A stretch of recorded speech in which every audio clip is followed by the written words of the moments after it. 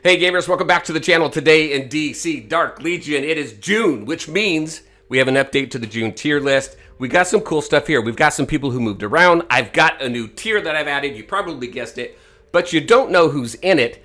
Don't fast forward. We're gonna have a good conversation here as far as that tier and who made it. A lot of cool stuff here, so let's get into it.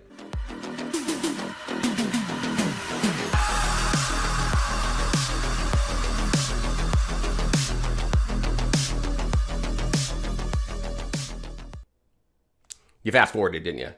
You did, and that's okay. That's okay. You're excited. I'm excited too. There's a lot of cool stuff to share in this tier list, so let's jump right into it. First and foremost, you guessed it, we have an S+ tier. My first two S+ heroes, Constantine and Sinestro. Why? They are massive damage dealers. They're very much plug-and-play friendly. They are good in every single game mode in this game.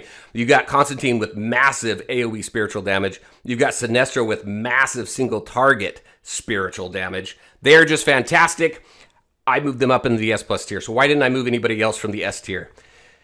The reason why I felt we needed an S tier now is because mainly Superman and Green Lantern, to be honest with you. So Superman, I don't know if you've seen me in my streams over the last few weeks, I've talked about Superman kind of I almost feel like maybe he shouldn't be S. Should he be A+?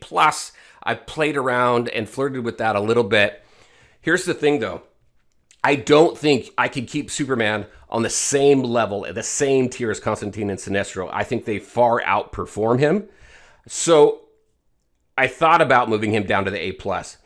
I think Superman is absolutely fantastic. He's a great single target physical damage dealer, but I don't think he deserves to be downgraded.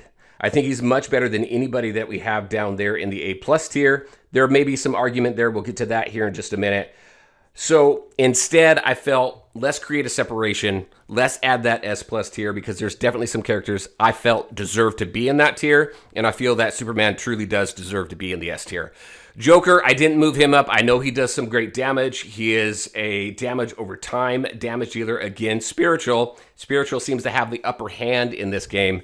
But I just don't feel he's on the same level as Constantine and Sinestro. As far as Green Lantern goes, there's some argument out there that says, hey, he is so difficult to get. 98% of the player base just isn't going to have him to the level where he needs to be. My argument to that is just because he's difficult to get does not take away from how effective his kit is. He has a fantastic kit. I think he's the best healer in the game. Yes, he takes quite a bit of investment, but I don't feel that he should be downgraded because of it. Again, his kit is great. If you've got the money, spend it, have fun with it. You probably already have, and you know what I'm talking about. So I left him in S. I don't feel he should be S+. I think he's good where he is right now.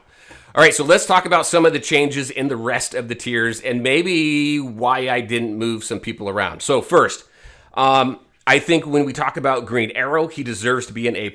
He does some massive damage. Even in Phase 2 combat cycle, I see people use him quite a bit.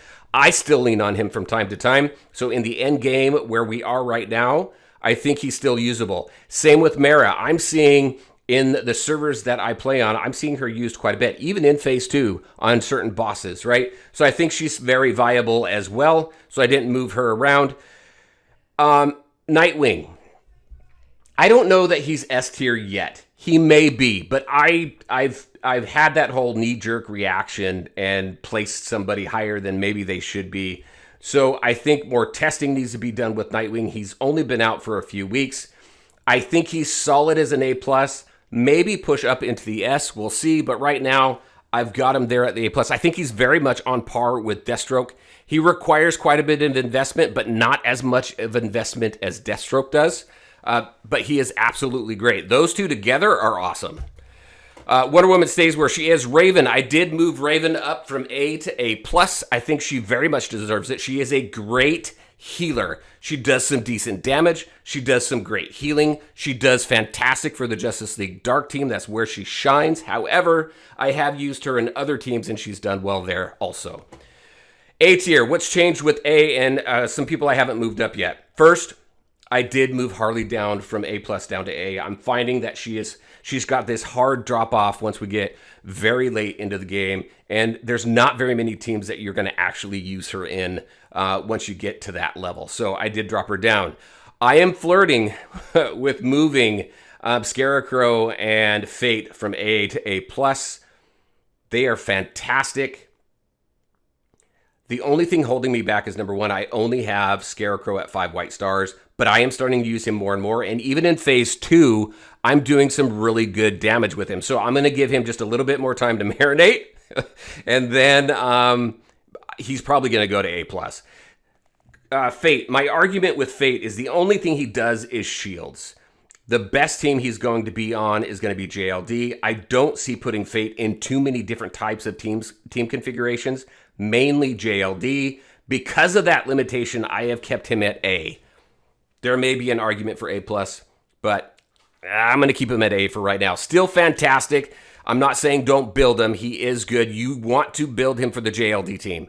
JLD is the best team in the game right now, at least for now. We'll see what happens later on down the road.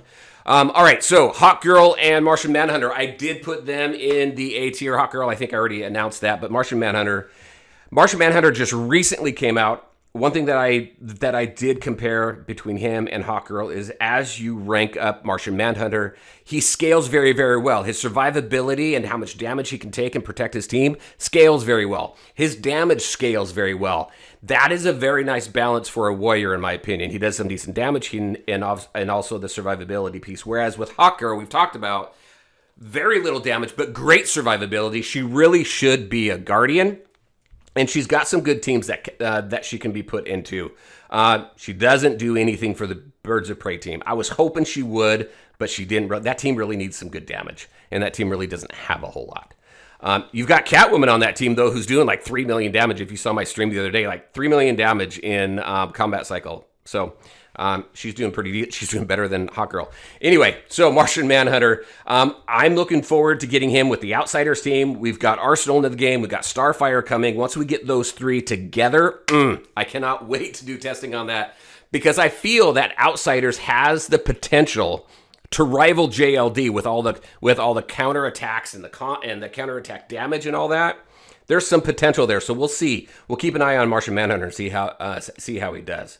All right, so in the B tier, what did I do in B tier? I didn't do much. The only thing I did, and all you Bane lovers out there may like this, you may think I didn't move him up enough, but I did move Bane up from C to B. There is some viability with Bane. Obviously, you all have been telling me this. He's got some good survivability. I think the other tanks above him do much better, but I do feel that it was an injustice keeping him at C tier for so long.